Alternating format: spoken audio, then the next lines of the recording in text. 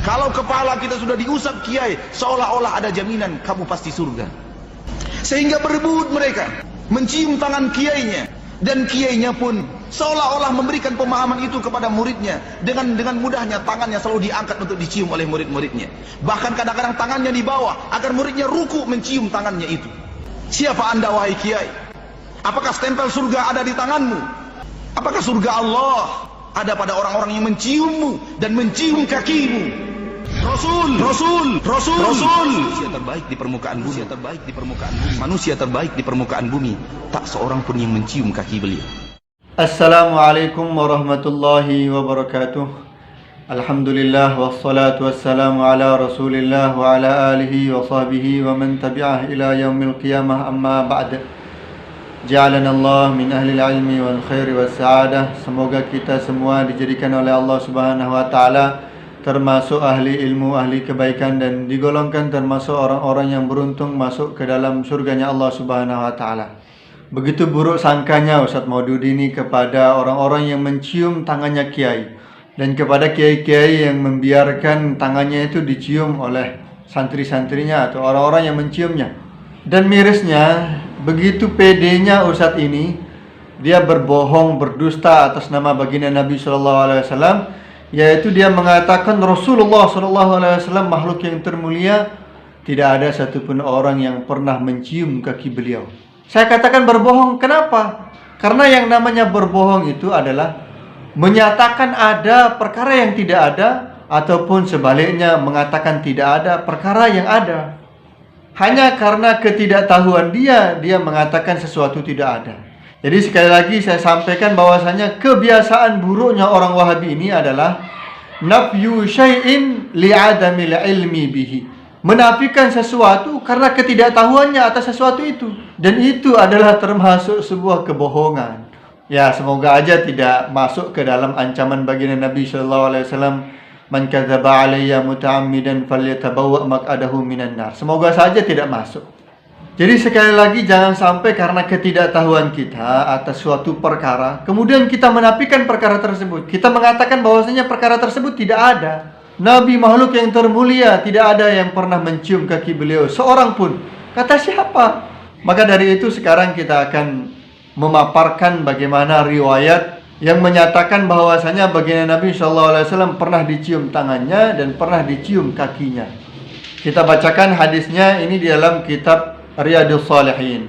Kemudian keterangan hadis ini kita ambilkan dari keterangan tokohnya Wahabi, yaitu Muhammad Al-Utsaimin, di dalam kitab beliau Syarah Riyadhus Shalihin. Kita bacakan. Wa an Sufyan bin Asal radhiyallahu anhu qala, diriwayatkan daripada Sufyan bin Asal radhiyallahu anhu.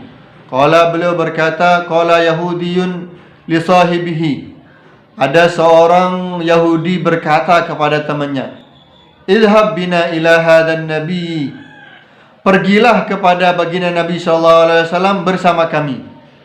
Fa'ataya Rasulullah SAW. Kemudian keduanya datang kepada Rasulullah SAW.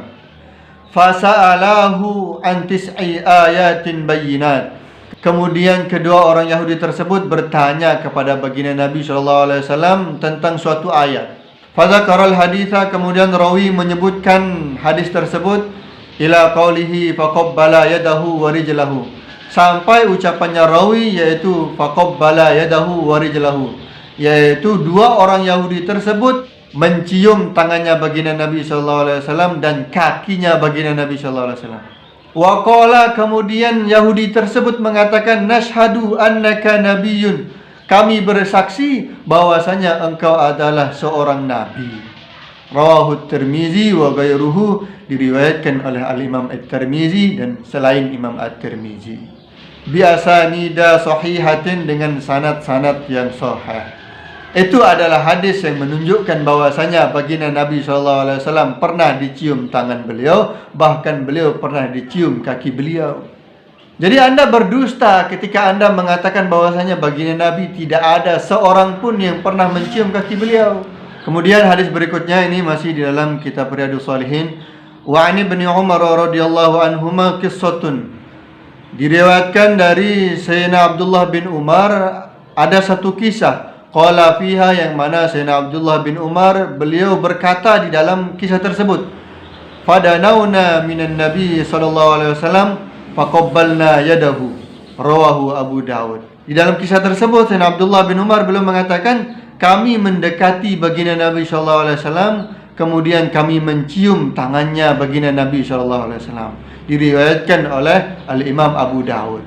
Kemudian komentarnya Syekh Muhammad Al-Utsaimin tentang dua orang Yahudi yang datang kepada baginda Nabi sallallahu alaihi wasallam dan mencium tangan baginda Nabi dan mencium kakinya baginda Nabi sallallahu alaihi wasallam. Apa komentar beliau? Beliau mengatakan, al-muhimmu, yang terpenting, anna hadaini rajulaini, bahwasanya dua laki-laki ini, qabbala yadan Nabi sallallahu alaihi wasallam, mereka berdua mencium tangan baginda Nabi sallallahu alaihi wasallam, wa rijlahu, dan kakinya baginda Nabi sallallahu alaihi wasallam.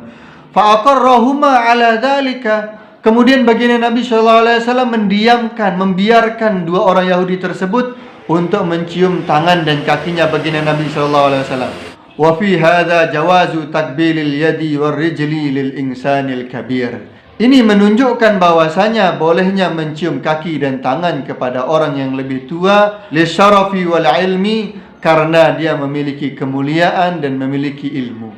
Kadzalika takbilul yadi war rijli minal abi wal ummi wa ma asbaha dzalika. Dan begitu juga boleh untuk mencium tangan dan kakinya ayah, tangan dan kakinya ibu, dan orang-orang yang seperti mereka.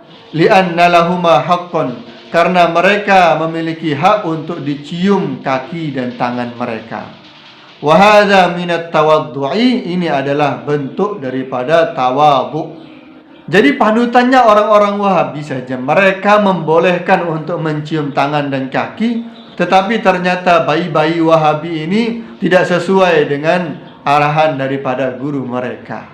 Kemudian di dalam kitab Syiaru A'lamin Nubala, Al-Imam Az-Zahabi beliau menceritakan, diriwayatkan dari Muhammad bin Hamdun.